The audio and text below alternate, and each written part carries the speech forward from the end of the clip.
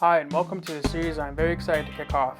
I'm calling this Hawaii Premium Showdown.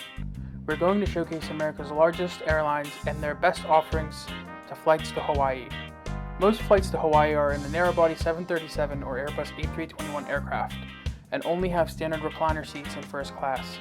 However, on select routes in the US, the big three airlines and Hawaiian Airlines showcase the best products with the most premium offerings found on flights to Hawaii. As a sneak preview, we're going to review my favorite airline, which is Alaska Airlines, and their offering on their flagship route to Hawaii. The reason this is a preview is because Alaska Airlines only flies the 737 series. Therefore, they do not have any lay-flat seats for me to review. With that being said, they still have an amazing service to Hawaii, and I'm excited to kick off this series showcasing my favorite airline. My purpose of this channel is to provide you with honest and accurate information for you to decide on how you want to spend your hard-earned dollars and time flying to these destinations. However, the name of this channel is called Alaska Mile Run, and it is named after my absolute favorite airline, which is Alaska Airlines. I just want to be clear that I am biased, but I am going to be as impartial as I can with this sneak preview. Now that the formalities are out of the way, let's begin this review. We are starting at one of my favorite airports to plane spot, Seattle International Airport. We are flying out of the N Gates, which is Seattle's newest addition and is exclusively used by Alaska Airlines. One of the best things about Alaska Airlines is almost all of its first class tickets have access to lounge access. This is uncommon and unheard of with any of the big three airlines in the US. Seattle has Alaska's best lounges, including my personal favorite, the N Gate Lounge. This is amazing space that has ample seating and has just a real warm and awesome vibe to it, especially if you're flying in the winter time with the snow coming down outside, but the lounge being nice and warm and cozy on the inside. We're flying Alaska's flagship and newest plane, the 737 MAX9. Obviously, this plane has been in the news for all the wrong reasons, but we're not going into that today with this review. I have the utmost confidence with Alaska Airlines, the company, the pilots, and crew, and have no reservations flying on the MAX9.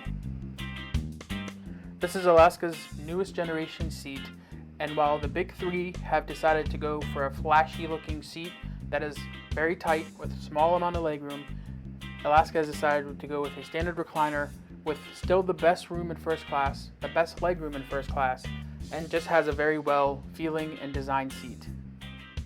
Unfortunately, the seat does not turn into a bed, but you have ample amount of legroom, you have a nice footrest, and you have an amazing amount of space with a 2-2 configuration on this MAX9.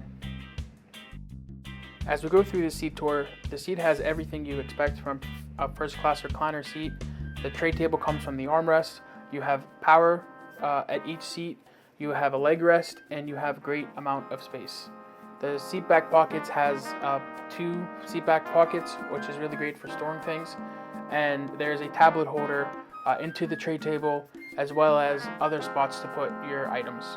While Delta's newest seat and United's newest seat has a very flashy look to it, you can't even store your bag underneath it, it's that tight.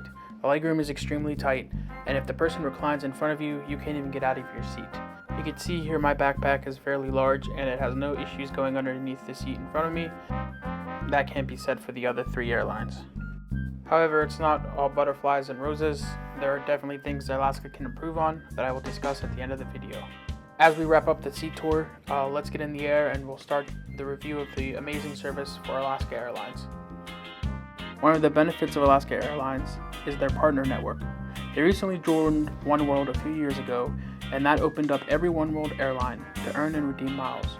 What makes Alaska unique, though, is the sheer number of partners outside of oneworld, either in other alliances or new airlines that are not in any other alliance. This provides great opportunity for redeeming miles on Condor Airlines, Starlux Airlines, or non-oneworld carriers such as Korean Air, LATAM Air, or Air Tahiti Nui. Unfortunately, Alaska just devalued its program where the amazing sweet spots have just been removed, but their mileage benefits are still second to none for any domestic or international airline that I have seen. They still give you earnings based off miles and not by the amount of money you have spent on the ticket, and those miles can be used for new sweet spots either to Europe or Asia, depending on whether you live on the east or west coasts. Unfortunately, my favorite redemption, which was Qantas Airlines to Australia, has been severely devalued since this is a distance-based chart instead of a partner-based chart. I am still grateful for the experiences that I was able to have with my miles before this devaluation and look forward to new redemptions with the new chart. Service kicks off with a selection of a drink and warm mixed nuts. I went with a Sprite, but you can get any alcoholic drink that you would like. As we begin the service, let's take a look at the in-flight menu. You are served a meal for most Alaska Airlines routes unless they're a quick 40-minute route.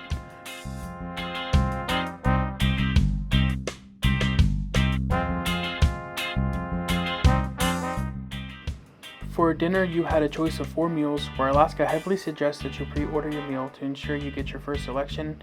Pre-order opens 2 weeks before your flight and closes 20 hours before your flight, which gives you ample amount of time to review and select your meal. What I love about the Hawaii service is each meal comes with a lei, and it begins the island vibe immediately. The meal was a fried Asian-inspired chicken, which tasted really well and had great complementary flavors. It came with a salad, warm roll and butter, and for dessert, they had a pineapple cake which was served with another fresh lei flour as well. I do want to take the time to acknowledge the amazing flight attendant and crew. Almost every single Alaska flight I had amazing crew that really cared and went above and beyond. This flight attendant was no exception, and she did an amazing job caring for the entire first class cabin. Alaska only had 16 first class seats, with the big 3 airlines generally packing anywhere from 20 to 24 seats in a first class cabin. This provides a nice and cozy atmosphere compared to the other domestic first class offerings on those airlines. The flight attendant was in the aisle, constantly asking if anyone needed extra drinks or top-ups, and made sure that everyone was well fed and hydrated. There's also snacks for you if you need anything during the flight. Alaska doesn't have any seatback entertainment, but you are able to stream movies and TV shows and entertainment to your phone. I think that this is something they could definitely improve upon, especially in the first or premium class. The premium class is just extra legroom seats, but with normal economy configuration and free alcoholic beverages. They could always do what Copa Airline does, which provide seatback entertainment for first and premium class, while economy class passengers can stream to their device. However, Alaska does provide a great selection of movies that you can stream from your device and provide seat power to everyone, including economy, and a tablet holder for everyone, even in economy. About an hour and a half before landing, a second snack service was served with drinks and a choice of several snacks. I just had another Sprite, water, and savory chips. On a 5.5-hour flight, I think this is adequate serving that will keep you well fed and well hydrated. As we wrap up this flight, what are my thoughts about Alaska Airlines first class service to Hawaii? I apologize about my clear bias, but Alaska does provide amazing service, which earns a special place in my heart. Couple that with the mileage earning and redeeming opportunities and the very competitive price, including lounge access, it is a great offering to fly anywhere in the United States, Mexico, or Latin America. Most of their flights are on maximum 6 hours, and they are heavily present in the West Coast, so those flights are generally under 3 hours. So you still get this level of service for such a small duration of a flight. Alaska is currently in agreement to buy Hawaiian Airlines, which just received delivery of its 787 fleet. This is very exciting because Hawaiian has lay flat seats and flies to many destinations in Oceania, Asia, and very long domestic routes from Hawaii to New York and Boston with lay flat seats. If Alaska is able to leverage Hawaiian's fleet in addition to obtaining new aircraft for them, Alaska can become a powerhouse with a true business class lie flat seat and launch flights from Asia or even Europe. Now that this preview is out of the way, please subscribe so you don't miss this exciting series. I'm looking forward to present this series where we will be reviewing Delta, American, and United Airlines, including Hawaiian Airlines' new 787 offering to the most premium long-haul Hawaiian routes to the US mainland. We will compare these offerings to see if it's really worth paying the extra premium for lay flat seats, or if you should just stick to a domestic first-class recliner and split up your trip with 2 flights instead of one long-haul flight. Thank you for watching, and I look forward to seeing you next time.